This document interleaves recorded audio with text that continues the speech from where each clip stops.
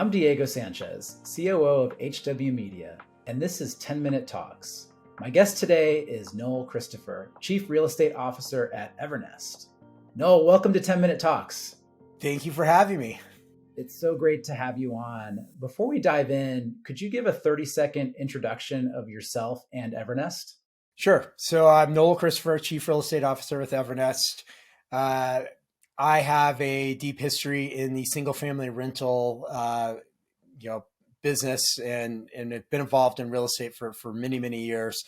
Evernest is a company that is primarily a property management company, but as these days companies have to get more vertical, so Evernest does everything from helping investors buy houses to leasing that, or to rehabbing the house, to leasing the house, to managing the house. Even when we work with larger investors, asset manage. So Evernest is works with both small investors and institutional type investors, and we primarily work with retail investors. Is our primary business.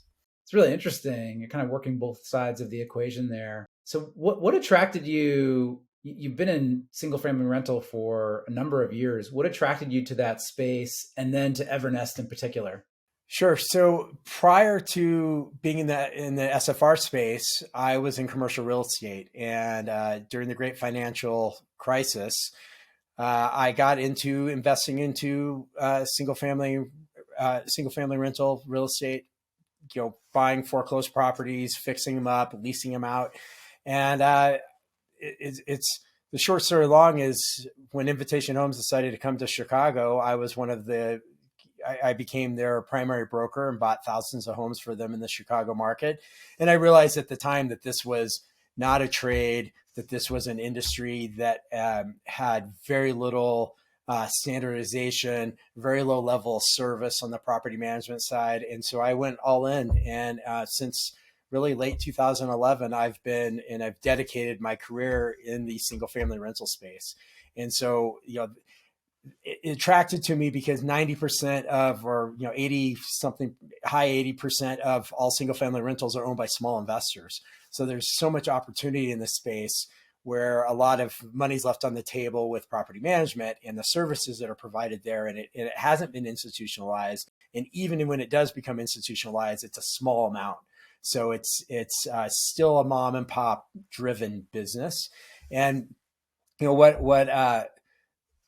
what made me want to come to Evernest, and I just came to Evernest about 6 months ago, was just the people and what Evernest is doing as a company to really drive innovation and growth and opportunity in this space. I mean, just to think about it for a second, Evernest is at 16,000 doors in 34 markets, and they're probably a top 5 third-party property management company out of roughly, in just single family, roughly 15 million, 16 million single family rentals in the country. So the space is very fractured.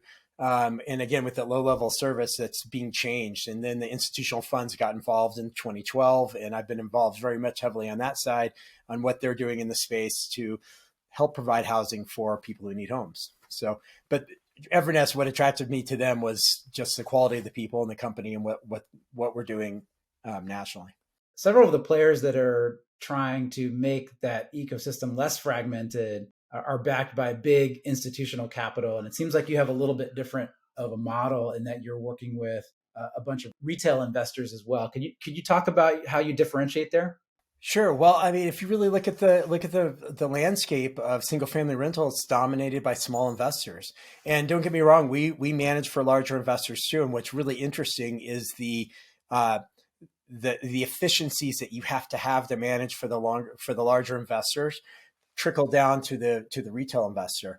And we've looked at a lot of different ways to do this, and it's this combination of centralized services with local boots on the ground to service those smaller investors and help those investors. A lot of them are accidental landlords, and that happened from the great financial crisis. A lot of people became an accidental landlord, and it's teaching them to be an intentional investor and to really leverage what they have and what they've grown over the years, and create efficiencies. And I mean, we manage for about 5,000 small investors, and that's just a drop in the barrel for the whole entire market. So yeah, some groups have really gone just institutional. We like to keep a decent mix. So close to what it is in the overall marketplace of that, 80% of it's retail and 20% is institutional. Do you have a minimum investment that you require from the retail investor side? No. So we manage for a lot of investors who own one house. Many times it's not a house they inherited or they moved and they've decided, I mean, it's happening again right now. There's a lot of people who wish during the great financial crisis that they hadn't sold their house and they had held on to it and rented it out. And so people are much more educated. Investors are much more educated, and they're seeing that, instead of, it's kind of that, I don't want to make Logan upset, but the rate lockdown idea, right? I'm with you on the rate lockdown. Yeah. So it's, people are saying, well, I'll just rent the house out. Why would I move out? You cannot get that kind of low rate on any kind of an investor loan right now. So rent the house out. And so we're helping with a lot of those investors, and there's a need for housing. And so, it's just really interesting. And so we're growing quite, quickly, organically right now with a lot of those sellers who don't want to sell or can't sell, and they'll just decide to rent the house out. So single family rental is sometimes blamed for the low supply of homes that we see for sale right now. How do you respond to that criticism? So we could go really deep into this subject. I think the first thing I would say is that if you've looked at the last 6 months or longer, institutional investors have stopped buying homes. And did that increase inventory?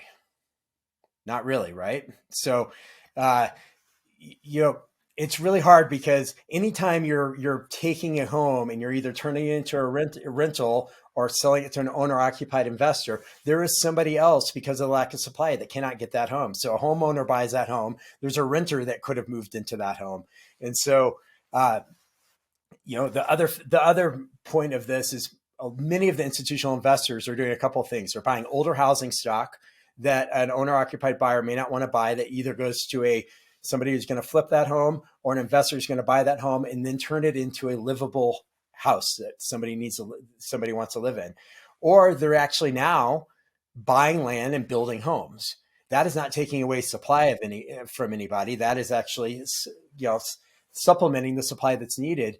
And it's really hard with a low inventory and where we are with the need of housing. Every situation is taking a home away from somebody. And so there's a solution to this, and we can go deep into inventory and all that kind of stuff. I'll let Logan do that. I love his podcast, by the way, but it's really hard because institutional investors are providing quality housing that is stable. And are they solving the affordable housing problem? I don't think so. I mean, that's a whole different subject. We're deeply missing affordable housing all over the country. And so, do your research before you just assume what people say, that institutional investors are driving up prices. Look at what they're paying. Look at the discount.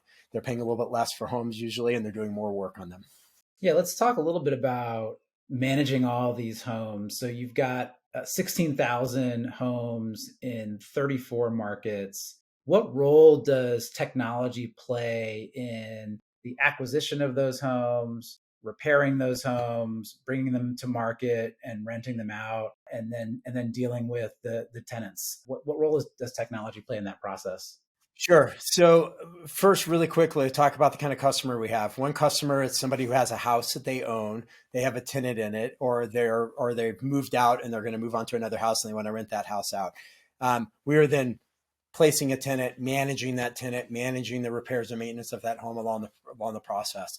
Now, what we've got into more recently in the business is investor coming to us and saying, hey, I want to buy a house, or I want to buy multiple homes, whether it's a small or mid-size or larger investor, and we will go out there and source that house for them, rehab the house, lease it, do all of those different things.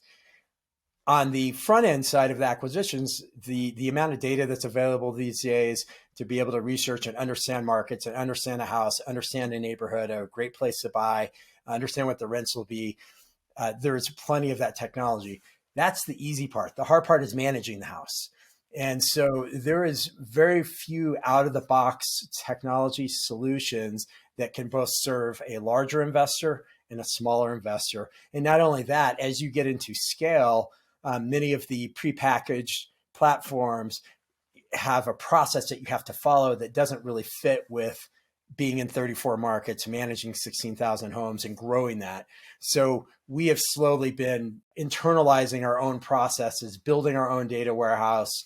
And, the goal is when you have so many customers is you want them to be able to self-service as much as possible. You want them to be able to log into an owner portal, get all the answers that they need so that when they're calling into a customer service situation, it's because they need a specific answer for something that they can't find on their own.